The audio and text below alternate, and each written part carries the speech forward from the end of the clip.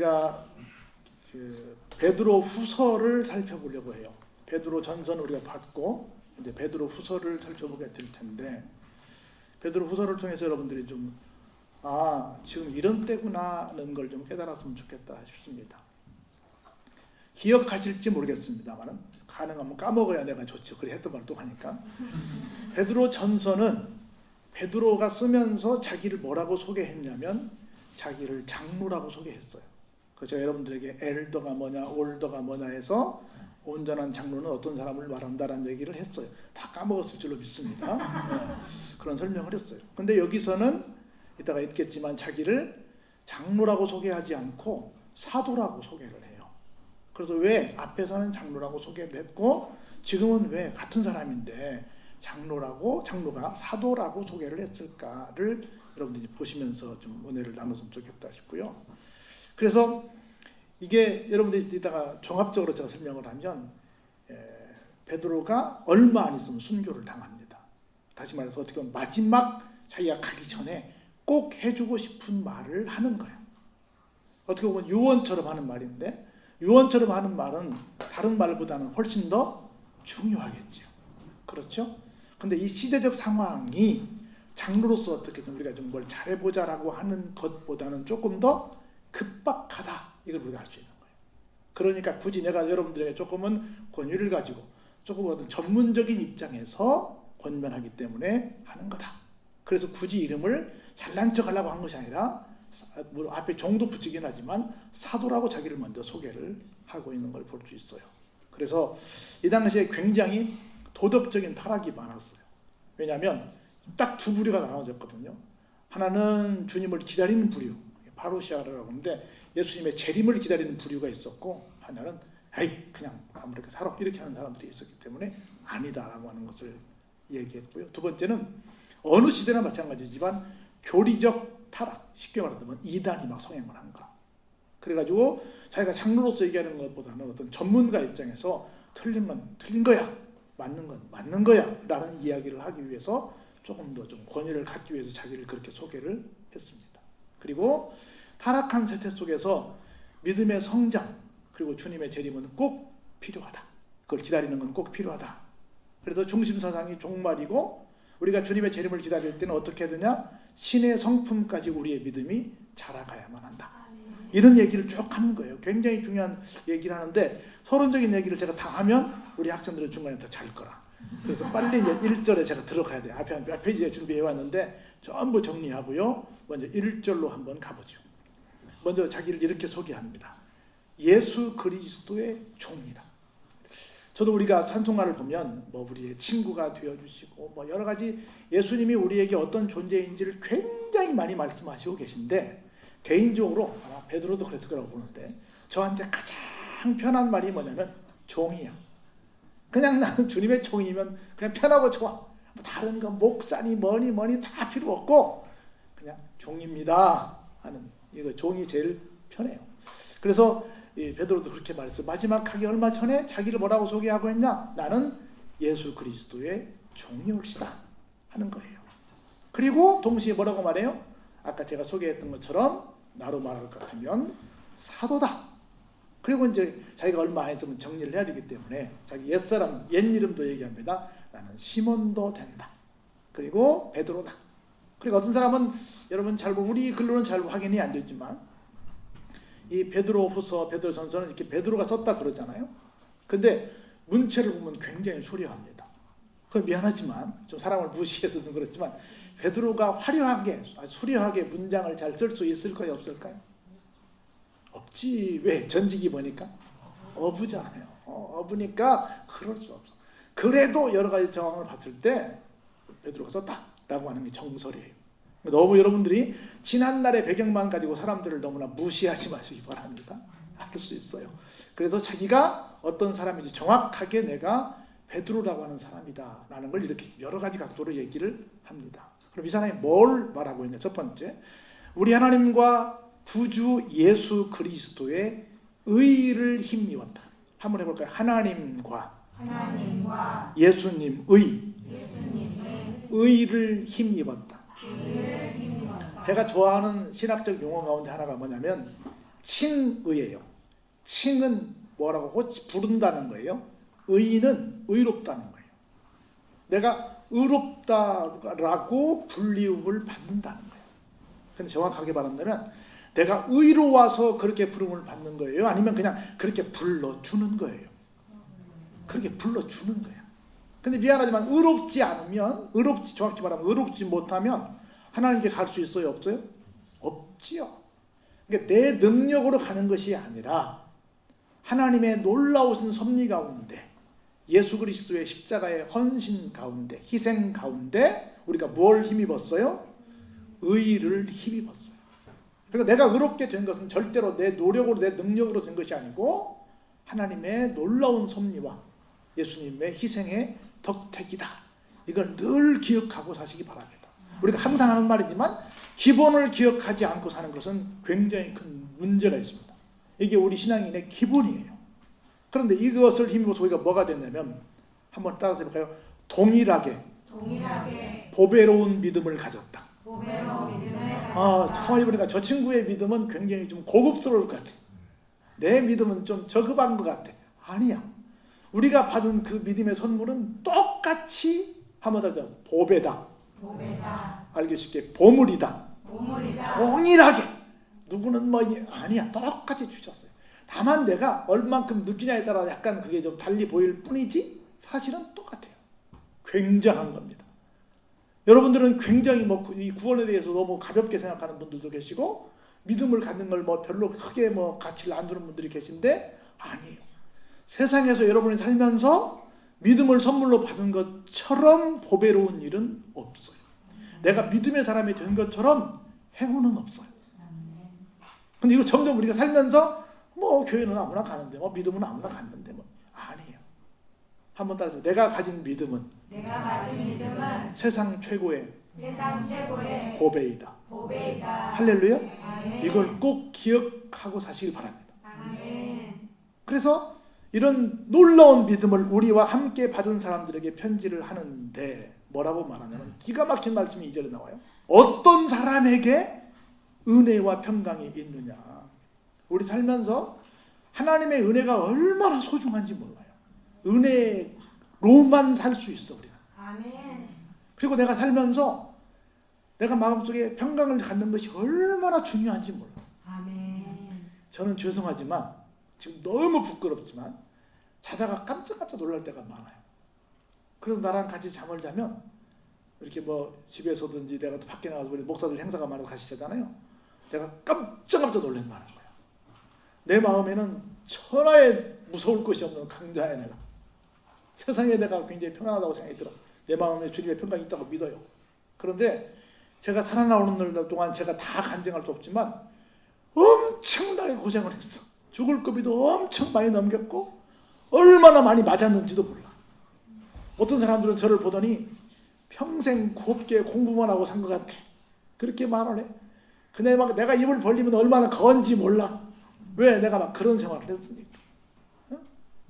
그러면서 굉장히 많은 나도 모르는 전문적인 용어로 트라우마가 있는 거예요. 그래서 나도 모르는 새에 평상시에는 못 느꼈는데 잠을 잘 때는 이게 터져 나오는 거예요. 우리 모두에게 우리도 모르는 나는 평안하다고 말하지만 사실은 마음속에 어떤 깊은 내면에 그 무언가가 있을 수 있어요. 근데 무엇을 통해서 이것을 우리가 해소할 수 있냐? 하나님이 주시는 은혜로만 가능해요. 근데 기억하세요. 잘 보세요. 하나님의 은혜를 받는 요령이 있다는 거예요. 여기 보니까 어떻게 한대요? 하나님과 우리 주 예수를 어떻게 할 때? 알므로. 아멘. 그리고 하나님을 아는 것이, 예수님을 아는 것이 나에게 은혜를 땡기는 힘이 되는 거고, 그 결과 은혜가 왔을 때만 주어지는 결과물이 뭐냐면 평강이라. 아멘. 할렐루야. 아멘. 그래서 우리가 무조건 해야 될 건 뭐예요? 하나님을 알아야 되는 거예요. 아멘. 예수님을 알아야 되는 거예요. 아멘. 여기서 안다는 것은 단순한 지식이 아니에요. 구체적으로 그분과 완전한 하나가 되는 거예요.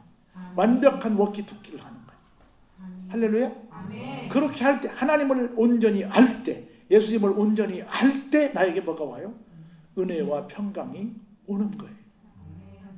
오늘날 많은 교회에 다니는 사람들이, 저는 특별히 교회에 다니는 사람들 둘로 평가하고 싶은데, 하나는 교인, 하나는 성도라고 말하고 싶어요. 교회는 그냥 교회에 적을 준 사람이야. 한 사람은 진짜 주님을 만난 사람이야. 근데 많은 교인들이라고 하는 사람들, 특별히 미안하지만 세상을 떠난 그 유명인들 가운데 장례식에 보면 나는 유심히 보거든요. 거기 뭐가 있어요? 십자가가 있어. 그런데 그냥 스스로 목숨을 끊었대. 여러분 그런 뉴스를 봐야 안 봐요? 많이 보잖아요. 얼마나 이게 안타까워. 왜? 그 사람 속에 진짜 은혜와 평강이 있었으면 그렇게 했을까요? 안 했을까요? 안 했죠. 그렇게 할 수, 안 한 게 아니라 그렇게 할 수 없지요. 그게 없었기 때문에 그렇게 했지요.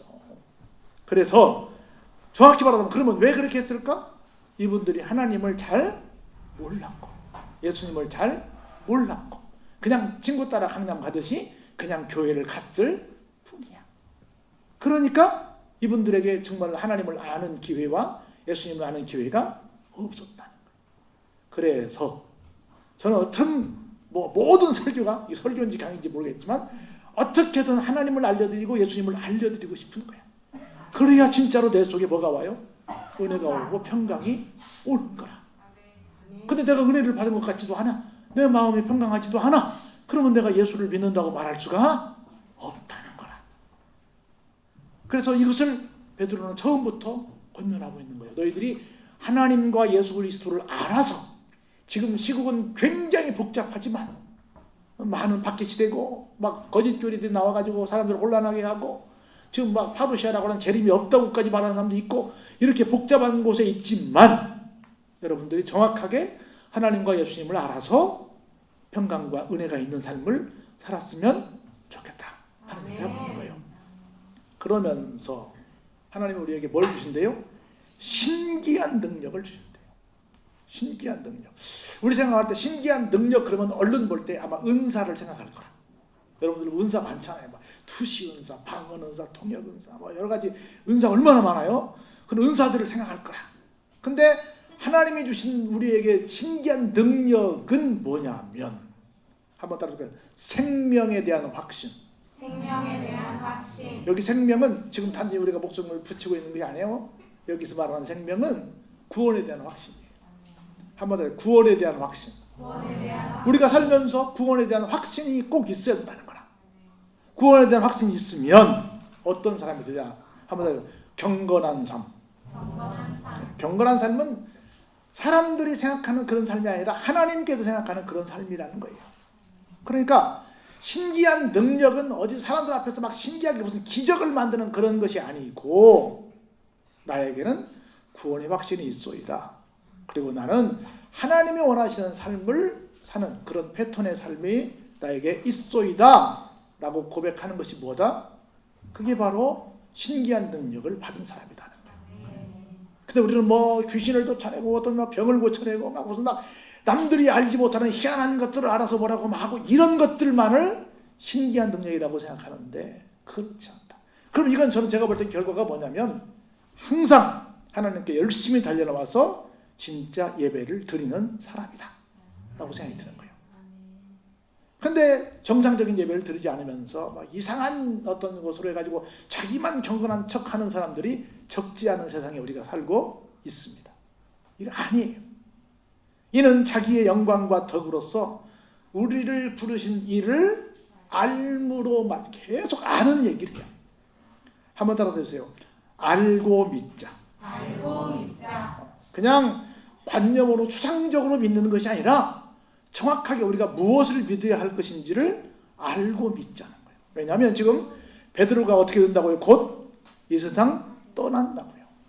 그래서 내가 직접 목격자인데 직접 목격자가 더 이상 알려줄 수 없으니 나라 살아생전에 좀 더 분명히 더 좀 알았으면 좋겠다는 거예요. 할렐루야? 알았으면 좋겠다는 거예요.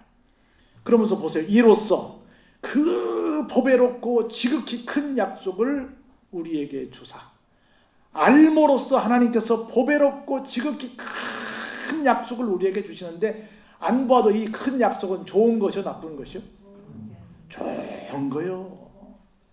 우리 사랑이가 한국에서만 유명한 춤꾼이라는 거예요? 세계적인 춤꾼이라는 거예요? 물어보나만 하지. 그렇죠? 보배롭고 지극히 큰 약속을 누구에게만 줘요?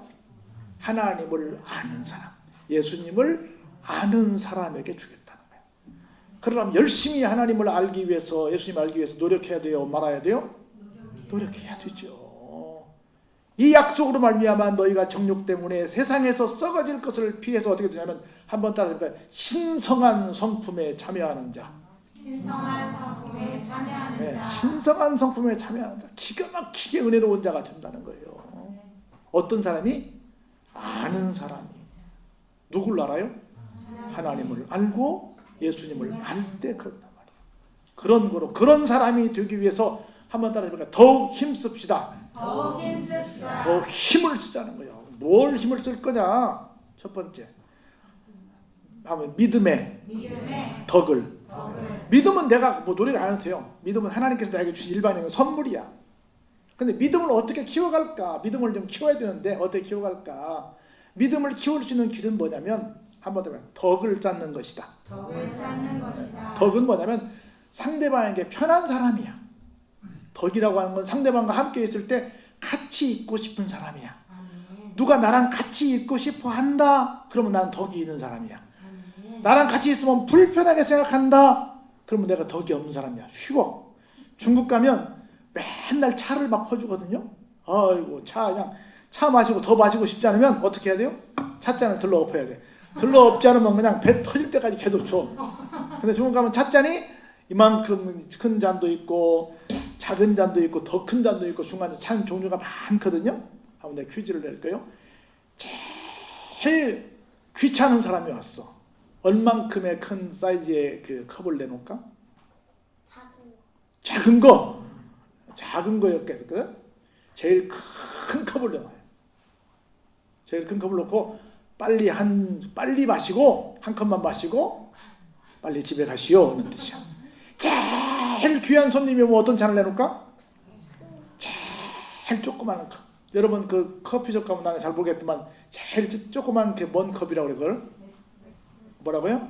하여튼 뭐 S인지 노인지 뭐 있잖아요. 그거? 자, 이제 그런 많은 걸 내놓는 거야. 병아리 돈만큼 내놓는 거라. 그리고 큰 통에 있는 물을 다 가져올 테니 그 잔으로 계속 마시시오. 그 말은 어때요? 오래오래 있으시오. 그 말이야. 그러니까 잔을 보고 이 사람이 나를 어떻게 생각하는지 딱 알 수 있는 거야. 큰 잔을 놓으면 빨리 먹고 가시오. 작은 잔을 놓으면 오래오래 있다 가시오. 적당한 잔을 놓으면 적당히 있다 가시오. 말은 못해. 컵으로 딱 그냥 사인하는 거야. 그것처럼 항상 내 마음속에 어때요?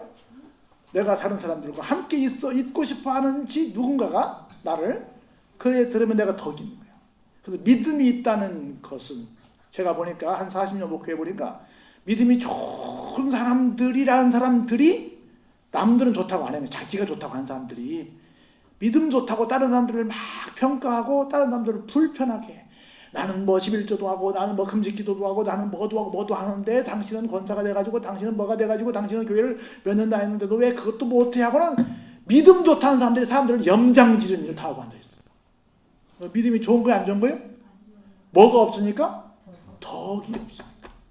진짜 내가 믿음이 좋으면 그렇게 못하는 사람들 위해서 기도해주고 더 안타깝게 생각해주고 이렇게 해줘야지. 나는 하는데 너는 왜 못해? 그러면 이건 믿음이 아닌 것이요. 그래서 믿음이 있으면 뭐가 있다? 덕이 있다. 여러분들이 오래 있고 싶어 하는 사람들이 되시길 바랍니다. 아멘. 그 덕이 있으면 또 어떻게 되냐? 한번 해봐요. 덕의 지식을. 덕의 지식을. 근데 사람만 좋아. 근데 지식이 없으면 큰일 납니다. 왜냐하면 지금 얼마나 여러분들이 지금 직장에서 있고 있지만 현장이 얼마나 급변하는지 몰라. 그래서 여러분 칼빈도 그렇고 칼바르트도 그렇고요. 신학자들이 뭔 말을 했냐면 한 손에는 성경을 들고 한 손에는 신문을 들어라 그렇게 말했어요. 그런데 믿음 좋은 사람들은 뭐라고 말하냐면 다 필요 없어. 성경도 필요 없어. 기도만 하면 돼. 이렇게 말하는 것도 있어요. 그런 사람들이 교회에서 제일 문제거리야. 기도하지 말라는 거 아니냐. 덕도 쌓고 뭐도 쌓아야 돼요? 지식도 쌓아야 돼요. 근데 지식을 많이 쌓았어. 그 다음에 지식이 막 쌓으면 절제가 안 돼. 그래가지고 나는 아는데 너는 몰라 해가지고 사람들에게 막 상처를 또 막 줘요. 속된 말로 꼴부게는 되니까 막 잘난 척을 막 하는 거예요. 그래서 항상 지식을 가진 사람은 뭐 해야 돼요? 절제해야 돼요. 절제는 그냥 안 돼요. 뭐가 있어야 돼요? 인내가 있어야 돼요. 그리고 진짜로 내가 믿음이 있어서 덕이 있고 지식도 있고 절제도 있고 인내도 있다고 한다면 그 모습이 어디로 가야 돼요? 경건으로 가야 돼요. 즉 사람들만 인정하는 것이 아니라 하나님께서 인정하는 사람으로 가야 된다. 이런 사람이 되도록 뭐 해라? 힘써라. 그러면 그것이 어디로 나타나냐? 결국에 그건 추상적이잖아요. 전부 다. 그러면 그게 현실에서 나타나야 될 거 아니에요. 그 7절 같이 보고 그러면 어떤 것이 진짜 믿음이냐? 경건이 도대체 뭐냐? 그냥 뭐 이렇게 이러고 다니고 그러고 다니는 경전이냐? 아니라는 거야. 한번 더 형제우애. 우리 모두는 주 안에서 형제입니다. 서로에게 잘해주라는 거예요. 믿음이 있다고 그러는데 누가 어떤 얘기를 했는데도 불구하고 들은 적도 안 해. 그냥 기억도 없어. 그리고 난 믿음이 있대. 이게 말이 좀 웃기지. 그렇죠? 말이 안 되지. 그 다음에 형제우애에 뭘 보태래요? 사랑을 더하래요. 사랑이 전제되지 않으면 일순간은 할 수 있어요. 근데 하다가 반드시 중간에 지칩니다. 교회도 보면 처음에 열심히 충성봉사 헌신할 수 있습니다. 근데 중간에 지쳐요. 이게 뭐가 있어야 돼요? 사랑이 있어야 돼요. 그래서 여러분들이 하나 오해하고 있는 것이 고린도전서 12장이 제목이 붙어 있는데 은사장이에요. 지적인 은사, 정적인 은사, 그리고 의지적인 은사가 쭉 소개되거든요. 그리고 부족해서 13장으로 넘어갑니다. 그래서 지적인 은사도 중요하고 정적인 은사도 중요하고 의지적인 은사도 중요하지만 그 중에 제일 중요한 은사가 뭐냐면 뭐라고요? 그 중에 제일은 무엇이라? 사랑이라. 그런데 이 정도면 가수하겠어요? 그 중에 제일은 사랑이라는 거야. 사랑장이 아니라 그게 은사라는 거야. 은사의 쐐기를 밟는 거야. 할렐루야. 아멘. 그래서 이 사랑, 주님께서 주시는 은사의 정말 정점인 사랑의 은사를 받지 않으면 중간에 포기한다는 거예요. 낙오한다는 거예요. 지친다는 거예요. 보세요. 그런데 기가 막힌 말씀이 9절에 나와요. 이런 것이 너희에게 있어 흡족한즉 너희로 우리 주 예수 그리스도를 알기에 뭐하지 않고 게으르지 않고 열매 없는 자가 되지 않게 하려니와. 계속 베드로는 뭘 말해요? 알아라. 알아야만 된다는 얘기를 하는 겁니다. 자, 마지막 결론입니다. 이런 것이 없는 자는 뭐예요? 맹인이에요. 멀리 보지 못하는 맹인이에요. 그러면서 마지막 한 가지만 덧붙이고 마칩니다. 그러면서 우리가 항상 아까 앞부분에서 말했어요.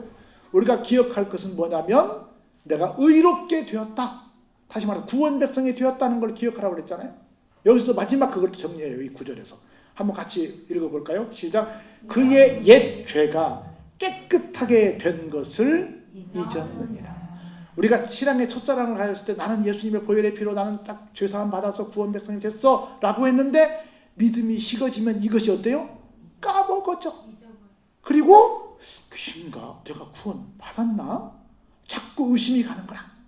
그래가지고 결국 나중엔 불지내버리고 그냥 가버림. 이런 사람들이 너무 많은 거예요.